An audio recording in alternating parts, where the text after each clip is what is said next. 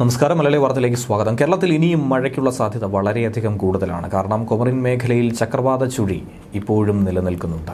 Coumarin മേഖലയ്ക്ക് സമീപ പ്രദേശങ്ങൾക്ക് മുകളിലാണ് ഈ ചക്രവാത ചുഴി നിലനിൽക്കുന്നത്. അതുകൊണ്ട് കേരളത്തിൽ അടുത്ത 5 ദിവസം മഴയ്ക്കുള്ള സാധ്യത കൂടുതലാണ്.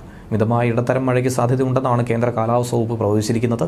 ലക്ഷദ്വീപ് തീരങ്ങളിൽ മത്സ്യബന്ധനത്തിന് പോകാൻ പാടില്ല എന്നുള്ള നിർദ്ദേശവും ഇതോടൊപ്പം നൽകിയിട്ടുണ്ട്. കേരള കർണാടക തീരത്ത് മത്സ്യബന്ധനത്തിന് തടസ്സമൊന്നും തന്നെ ഈ ഘട്ടത്തിൽ കേന്ദ്ര കാലാവസ്ഥാ വകുപ്പ് അറിയിച്ചിട്ടില്ല.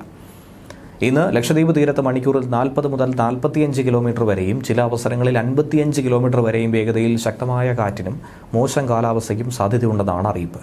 തെക്കൻ തമിഴ്നാട് തീരം, ഗൾഫ് ഓഫ് മാന്നാർ, കന്യാകുമാരി തീരം, തെക്ക് കിഴക്കൻ അറബിക്കടൽ എന്നിവിടങ്ങളിൽ ഇന്ന് മണിക്കൂറിൽ 40 മുതൽ 45 കിലോമീറ്റർ വരെയും ചില അവസരങ്ങളിൽ 55 കിലോമീറ്റർ വരെയും വേഗതയിൽ ശക്തമായ കാറ്റിനും മോശം കാലാവസ്ഥയ്ക്കും സാധ്യതയുണ്ടെന്നാണ് കാലാവസ്ഥാ വകുപ്പ് പറയുന്നത്.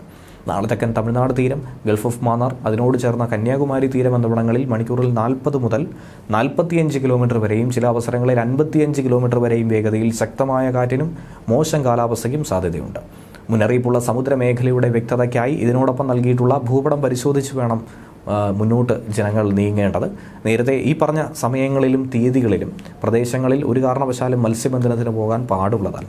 കേരള തീരത്തും തെക്കൻ തമിഴ്നാട് തീരത്തും ഇന്ന് രാത്രി 11:30 വരെ 1 മീറ്റർ മുതൽ 1.5 മീറ്റർ വരെ ഉയർന്ന തിരമാലയ്ക്കും കടലാക്രമണത്തിനും സാധ്യതയുണ്ടെന്ന് ദേശീയ സമുദ്രസ്ഥിതി പഠന ഗവേഷണ കേന്ദ്രവും അറിയിച്ചിട്ടുണ്ട്.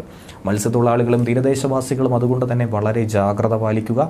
കടൽക്ഷോഭം രൂക്ഷമാകാൻ സാധ്യതയുള്ളതുകൊണ്ട് തന്നെ അപകട മേഖലകളിൽ നിന്നും അധികൃതരുടെ നിർദ്ദേശാനുസരണം മാറി താമസിക്കേണ്ടതുണ്ട്. മത്സ്യബന്ധന യാനങ്ങൾ, അതായത് ബോട്ട്, വള്ളം മുതലായവ ഹാർബറിൽ സുരക്ഷിതമായി തന്നെ കെട്ടിയിട്ട് സൂക്ഷിക്കണം. വള്ളങ്ങൾ തമ്മിൽ സുരക്ഷിത അകലം പാലിക്കുന്നത് കൂട്ടിയിടിച്ചുള്ള അപകട സാധ്യതയും ഒഴിവാക്കും. മത്സ്യബന്ധന ഉപകരണങ്ങളുടെ സുരക്ഷ ജനങ്ങൾ ഉറപ്പാക്കേണ്ടതുണ്ട്. ബീച്ചിലേക്കുള്ള യാത്രകളും കടലിലിറങ്ങിയുള്ള കുളിയും വിനോദവും ഒക്കെ തന്നെ പൂർണ്ണമായും ഈ ഘട്ടത്തിൽ ഒഴിവാക്കണമെന്ന മുന്നറിയിപ്പും നൽകിയിരിക്കുകയാണ്. വളരെയധികം ശ്രദ്ധയോടുകൂടി മാത്രം ഈ മഴക്കാലത്തെ നോക്കിക്കാണുക. ന്യൂസ് ഡെസ്ക് മലയാളി വാർത്ത.